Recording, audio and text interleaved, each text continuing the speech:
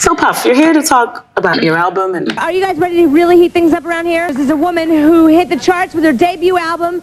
Started out as just good friends when you close your eyes. However, you wrote like 7 of the songs on the album. We've known each other for 2 years. You saw the signs I see most frequently.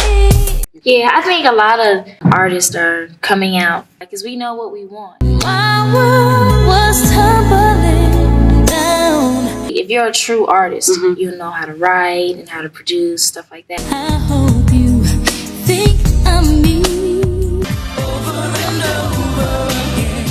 Because you were offered a record contract, a record deal when you were about 13.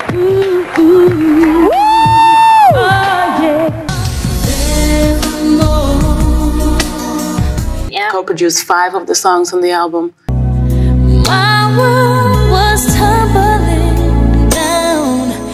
You know what you're doing. Yeah. No need to hesitate. It's what we have strong enough. 13 years old, and you said no? Said no. You're a miracle. I can see it all over your face. Puff Johnson had the kind of voice that could stop you in your tracks. Smooth, emotional, and filled with raw passion. She wasn't just another R&B singer, she had the talent and the star power to stand alongside the greats. Her debut album Miracle made waves in the mid-90s, and she even worked with some of the biggest names in music, including Tupac Shakur and Michael Jackson. But then, just as quickly as she rose to fame, she disappeared. No follow-up album, no high-profile comebacks, just silence. So what really happened? Why did Puff Johnson step away from the spotlight at the peak of her career? The truth behind her story is more heartbreaking than anyone could have imagined. And by the end of this video, you'll understand why Puff Johnson's name deserves to be remembered. The 90s were a golden era for R&B, with new artists emerging every year, hoping to carve out their space in the industry. But Puff Johnson wasn't just another singer trying to make it, she had something special. Born Uwanya Puff Johnson on December 10, 1972 in Detroit, Michigan, she grew up surrounded by music. Detroit had already given the world Motown legends, and Puff was determined to carry on that legacy. From an early age, her voice stood out, effortlessly blending power and emotion, a rare combination that made people stop and listen. Her big break came in the mid-90s when she landed a deal with Work Records, a division of Sony Music, and in 1996, she released her debut album, Miracle, a project that would define her short but impactful career. The album's lead single, Forevermore, was an instant classic. A smooth, heartfelt ballad about eternal love, the song became a massive hit in Europe, Australia, and parts of Asia, even though it didn't get the recognition it deserved in the US. The follow-up single, Over and Over, only solidified her reputation as an artist with a voice that could make you feel every lyric. Critics praised her for her rich, emotive tone. Some even compared her to Whitney Houston and Toni Braxton. It seemed like Puff Johnson was destined to become a household name. But here's where things took an unexpected turn. Just when it looked like she was on the verge of breaking into the mainstream R&B scene in the US, her momentum slowed down. The industry was shifting, and despite her clear talent, something was holding her back. But before we get into what went wrong, let's talk about some of the surprising collaborations Puff Johnson had that many people don't know about. Even though Puff Johnson wasn't a household name in the US, major artists and industry insiders recognized her talent immediately. And that's why, despite not having a long mainstream career, she found herself working with some of the biggest names in music. One of her most notable collaborations, Tupac Shakur. In 1995, just before her debut album dropped, Puff was featured as a background vocalist on Me Against the World, the title track of Tupac's legendary album. This wasn't just any album, it was the first rap album to hit #1 while the artist was incarcerated, and is still considered one of Tupac's most personal and introspective projects.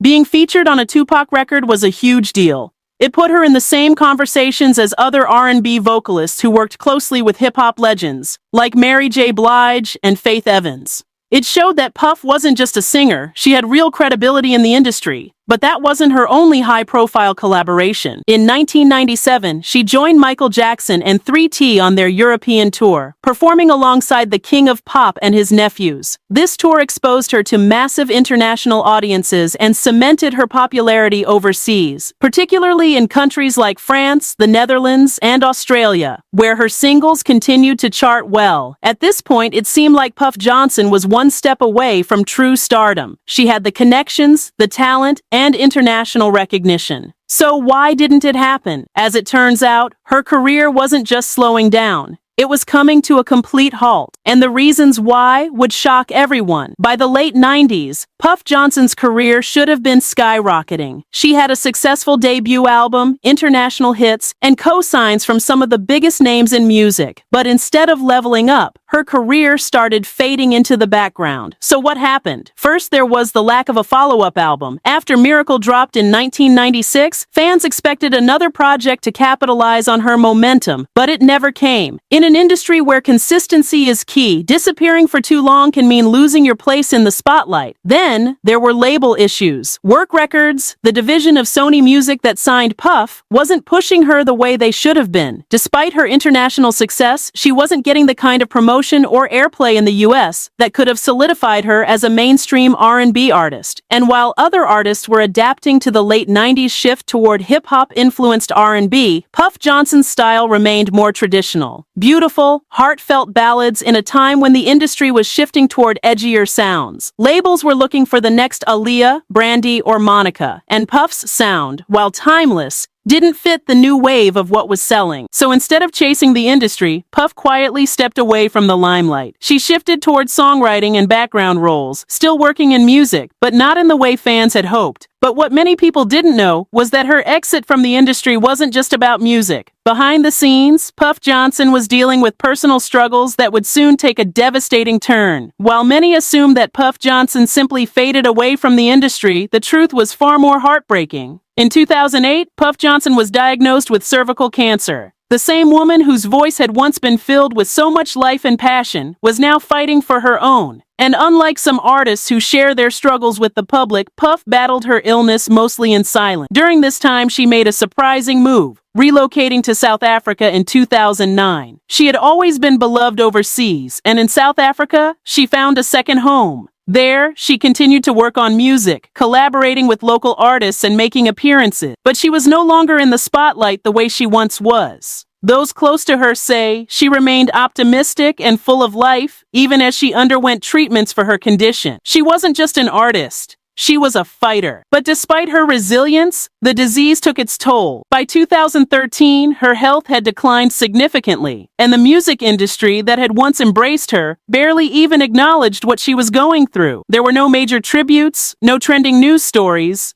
just silence.